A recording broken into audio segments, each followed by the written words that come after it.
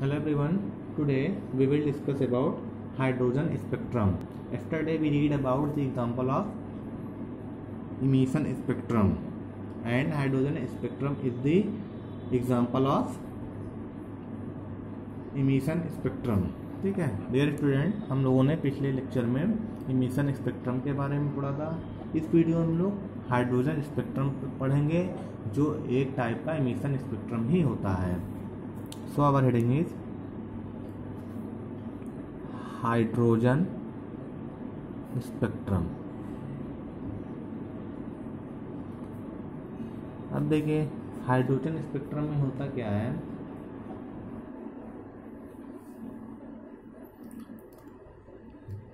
जब सपोज ये अपना क्या है, न्यूक्लियस है, first orbital, second orbital, third orbital, ये ऑर्बिटल्स हो गए हैं और इसमें क्या है आपके इलेक्ट्रॉन्स क्या कर रहे हैं, मूव कर रहे हैं। ठीक है ना। अब जानते हैं अगर हम इस इलेक्ट्रॉन की एनर्जी देंगे तो ये इलेक्ट्रॉन क्या होता है, जंप करके नेक्स्ट ऑर्बिटल में चला जाता है और यहाँ जाने के बाद 10⁻⁻8 टाइम ड्यूरेशन के बाद वापस आता है। तो जब ये वापस आता है तो गया और आया, इसमें से आपको क्या मिल गया, एक लाइन मिल जाती है। ठीक है ना। इसी को बोलते हैं स्पेक्ट्रम और ये स्पेक्ट्रम हाइड्रोजन में हो रहा है तो इसको बोलेंगे हाइड्रोजन स्पेक्ट्रम बोला जाता है। सो हमारा जो हाइड्रोजन स्पेक्ट्रम होता है इसमें जो आपको लाइंस मिलती है उसमें क्या होती है, स्पेक्ट्रल सीरीज होती है, कई सारे लाइंस होते हैं। So we can say that the emission spectrum of atomic hydrogen has been divided into a number of spectral series with wavelengths given by the Rydberg formula। देखिए हमारे कहने का मतलब ये है कि जो हमारा हाइड्रोजन का एटॉमिक स्पेक्ट्रम आ रहा है जो कि इमिशन स्पेक्ट्रम है, इसमें अलग अलग लाइट्स के क्या होते हैं, अलग अलग रे के लाइट्स के वेवलेंथ होते हैं जिनके वेवलेंथ को हम लोग रिडबर्ग फार्मूले से फाइंड आउट करते हैं। And the observation spectral lines are due to the electrons making transition between two energy levels in an atom. मतलब अब देखिए ये इसलिए बनता है स्पेक्ट्रल लाइंस कि जब हमारे इलेक्ट्रॉन क्या होता है, एनर्जी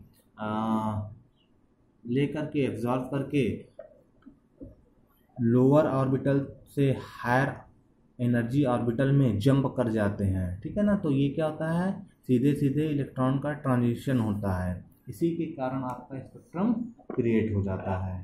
ठीक है ना।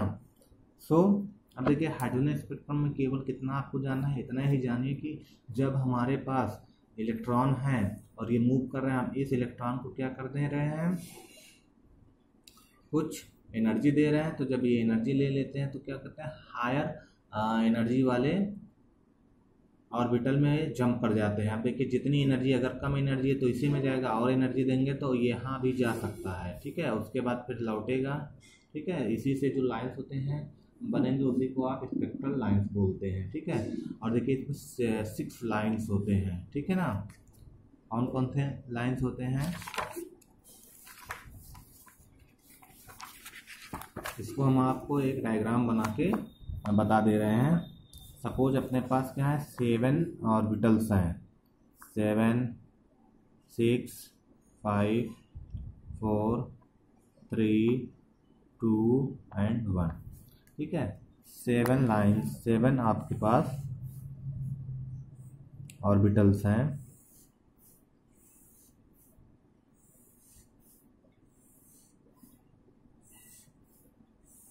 ये 7 हो गए हैं। ठीक है। अब देखिए अगर आपका हायर मतलब 7 से हायर में, हायर से किस में आ जाए, पहले ऑर्बिटल में आ रहा है इलेक्ट्रॉन। ठीक है। फर्स्ट ऑर्बिटल में, फर्स्ट ऑर्बिट में आ रहा है तो ये क्या होगा, आपका कौन सा सीरीज होगा, इसको बोलते हैं लाइमन सीरीज। ठीक है। ये आपका लाइमन सीरीज हो जाता है। अगर हमारा जो इलेक्ट्रॉन है वो हायर ऑर्बिटल से पहले ऑर्बिटल में आ रहा है तो इसके लिए n = 1 होता है लाइमन के लिए। देन अगर हम दूसरे में ले आए, ठीक है, मतलब 7 से किस में आ रहा है, अब दूसरे सीरीज में आ रहा है, दूसरे नंबर के ऑर्बिटल में आ रहा है, तो ये कौन सी सीरीज हो जाएगी, ये बामर इसको बोलते हैं सीरीज। अब यही हायर से क्या आ जाए, तीसरे में आ जाए, तो इसको क्या बोलेंगे, पास्टियन सीरीज बोलेंगे। फिर अब हमारा क्या हो जाए, हायर से फोर्थ में आ जाए, इसको क्या बोलेंगे, ब्रैकेट सीरीज बोलेंगे, ठीक है। अब यही हमारा हायर से अब हम लोग किस में कर दें, फिफ्थ वाले में ले आए, सॉरी ये इधर नहीं रहेगा, ये बस इधर इतना ही, तो ये क्या हो जाएगा आपका फुंड सीरीज हो गया। एंड हमारा लास्ट में क्या आ जाए, ओनली 7 to 6 में आ जाए, तो ये आपका होता है हैम्प्रे सीरीज होता है। तो इस टाइप से आपके पास 6 सीरीज हो गई हैं, कौन कौन से, Lyman,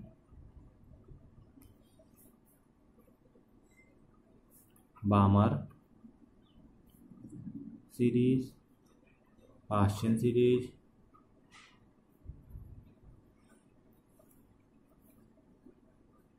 bracket series, Pfund series,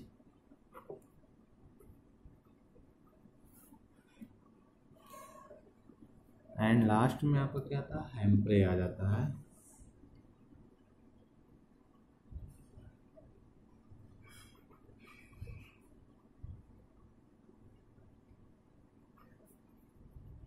ठीक है, ये इतनी सीरीज हैं आपके स्पेक्ट्रल में, टोटल आपके पास 6 सीरीज होंगी,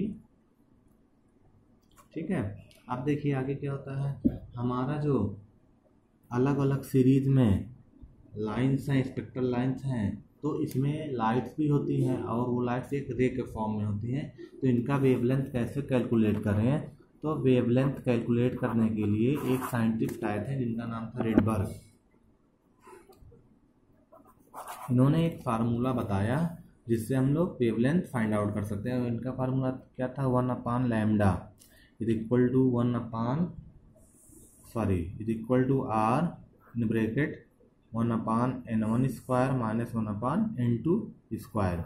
अब देखिए लैम्डा क्या होता है, लैम्डा हो जाता है वेवलेंथ, और वेवलेंथ किसका हो जाएगा, लाइट का, ठीक है, वेवलेंथ ऑफ लाइट हो गया। ये आपका क्या हो जाता है, रिडबर्ग कांस्टेंट हो जाता है, इसकी वैल्यू कितनी होती है, 109678 पर सेंटीमीटर होती है। n1 अगर क्या है, लाइमन आप देख रहे हैं, लाइमन है तो इसके लिए n बराबर 1 होगा, बामर है तो n बराबर 2, पास्टियन है तो n बराबर 3, bracket n4, फुंड n5 and हैम्प्रे n6 की वैल्यूज हो गई हैं। और देखिए ये क्या होता है, लाइमन